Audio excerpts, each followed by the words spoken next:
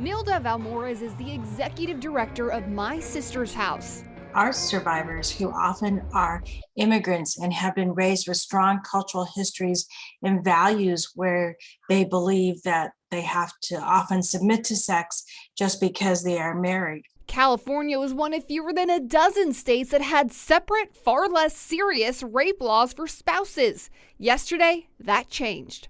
So educating them about these laws, including the men in the communities, will let everyone know that forced sex, even in a marriage, is just that, forced sex. 33% of rapes that are reported are actually by a spouse or a partner. Dr. Navneet Kaur specializes in couples and trauma therapy. She called the other new law, which criminalizes removing a condom without consent as civil battery, a victory for more than just domestic violence survivors. Also for the sexual assault community, I know a lot of the excuse, is what I will call it, is that it doesn't feel as good.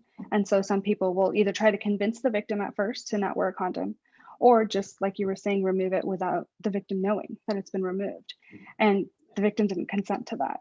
Therefore, it is battery. That is another example of how sexual abuse and sexual violence happens in that absence of consent.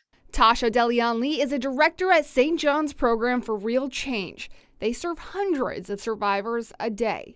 Domestic violence definitely thrives in secrecy and not talking about it. And you can read more about these new bills on abc10.com.